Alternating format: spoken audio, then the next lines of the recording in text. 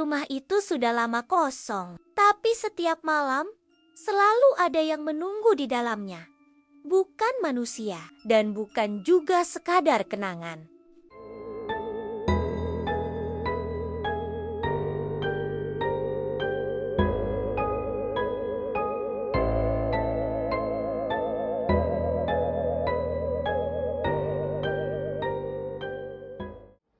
Ada rumah-rumah yang kosong karena ditinggalkan, dan ada rami-ramai yang kosong karena tidak ada yang berani tinggal di dalamnya. Rumah itu berdiri di ujung desa, menghadap jalan tanah yang jarang dilewati orang. Tidak ada pagar besi, hanya pagar bambu yang sudah rapuh. Miring ke satu sisi, seolah menyerah pada waktu. Siang hari, rumah itu terlihat seperti bangunan tua pada umumnya. Catnya mengelupas, gentengnya sebagian runtuh, dan jendelanya selalu tertutup. Tapi ada satu hal yang selalu membuat orang merasa tidak nyaman saat melewatinya. Rumah itu selalu terasa memperhatikan. Warga desa menyebutnya rumah kosong, tapi tidak ada satupun dari mereka yang berani berdiri terlalu lama di depannya. Apalagi setelah matahari terbenam, rumah itu dulu dihuni oleh seorang wanita bernama Sari. Sari bukan orang yang mudah diingat. Ia pendiam, tidak banyak berbicara, dan jarang terlibat dalam kegiatan warga. Ia tinggal di rumah itu bersama suaminya, yang juga tidak terlalu dikenal oleh warga sekitar. Mereka pasangan yang tertutup, datang ke desa tanpa banyak cerita dan hidup dengan cara mereka sendiri. Yang orang ingat dari Sari hanyalah satu hal. Ia hampir selalu sendirian. Setiap pagi, ia menyapu halaman rumahnya dengan gerakan pelan. Sore hari, ia duduk di teras, menatap jalan tanpa benar-benar melihat apapun.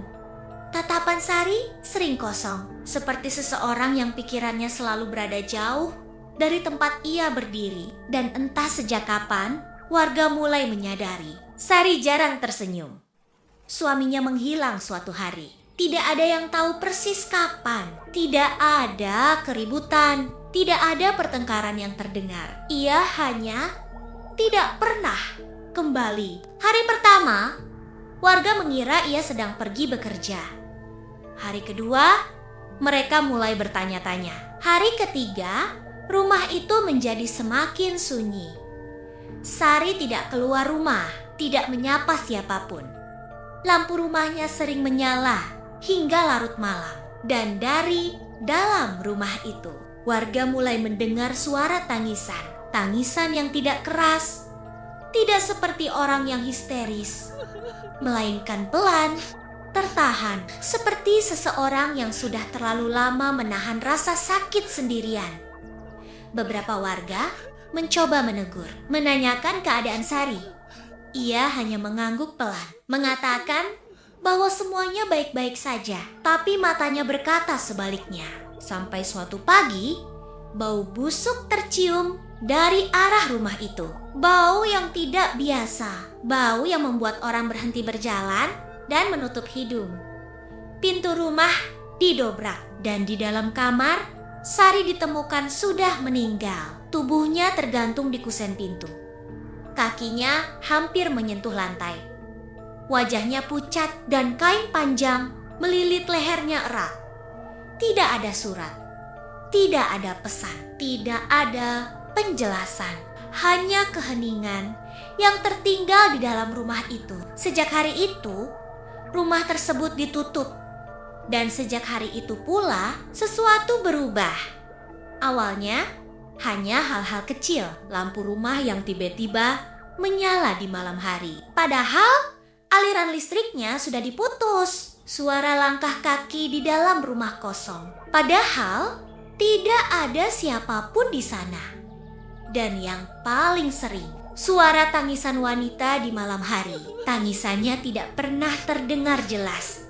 Selalu samar, selalu jauh, tapi cukup untuk membuat bulu kuduk berdiri. Beberapa orang luar desa mencoba menyewa rumah itu, menganggap Cerita-cerita tersebut hanya mitos. Tidak ada yang bertahan lebih dari beberapa hari. Ada yang mengaku sering bermimpi didatangi wanita berpakaian putih. Ada yang mendengar seseorang berjalan di dalam rumah saat mereka tertidur. Dan ada yang tiba-tiba jatuh sakit tanpa sebab yang jelas. Akhirnya, rumah itu benar-benar ditinggalkan. Bertahun-tahun kemudian, seorang pemuda bernama Adi kembali ke desa itu. Adi adalah anak desa yang merantau ke kota. Ia pulang hanya sesekali. Dan malam itu, hujan turun deras. Di tengah perjalanan, motornya mogok, ponselnya mati, dan jalanan sepi. Satu-satunya tempat berteduh adalah teras rumah kosong itu. Awalnya Adi ragu, tapi hujan semakin deras. Ia duduk di teras, mendengarkan hujan, menunggu, dan di tengah suara hujan itu, ia mendengar sesuatu. "Mas," suara itu pelan, hampir tidak terdengar. Adi menoleh. Pintu rumah itu terbuka sedikit, padahal ia yakin pintu itu tertutup rapat saat ia datang. Dari dalam rumah, lampu menyala redup. Cahayanya kuning, tua. "Mas, masuk." Bukan suara yang menakutkan, justru terdengar lelah, dan mungkin karena hujan, atau karena kasihan, atau karena rasa penasaran. Adi melangkah masuk. Udara di dalam rumah terasa berbeda, dingin dan sunyi. Tidak ada perabotan yang tersisa, hanya bekas-bekas kehidupan lama. Di ruang tengah, Adi melihat seorang wanita berdiri membelakangi. Rambutnya panjang, gaunnya putih, dan tubuhnya diam. Terlalu diam. Saat wanita itu menoleh, Adi melihat wajah pucat dengan mata kosong dan bekas jeratan hitam di lehernya. Lampu padam. Suara tangisan berubah menjadi tawa pelan. Tawa yang tidak bahagia. Tawa orang yang sudah terlalu lama sendirian. Adi berlari keluar. Motor yang tadi mogok tiba-tiba bisa menyala. Ia tidak pernah menoleh ke belakang. Sejak malam itu, Adi jatuh sakit. Ia sering mengigau, sering memanggil satu nama. Sari, orang pintar yang dipanggil warga, mengatakan arwah Sari tidak pernah benar-benar pergi. Ia tidak marah, tidak dendam. Ia hanya menunggu seseorang yang tidak pernah kembali, dan mengira setiap pria yang datang adalah orang yang sama. Dan sampai sekarang, rumah itu masih berdiri. Jika kamu melewatinya saat malam hari dan mendengar suara wanita memanggil dari dalam, jangan menjawab, jangan menoleh, karena tidak semua yang memanggil ingin ditemani. Terima kasih telah menonton video ini. Nantikan cerita horor lainnya. Jangan lupa like, komen, dan subscribe ya. Sampai jumpa.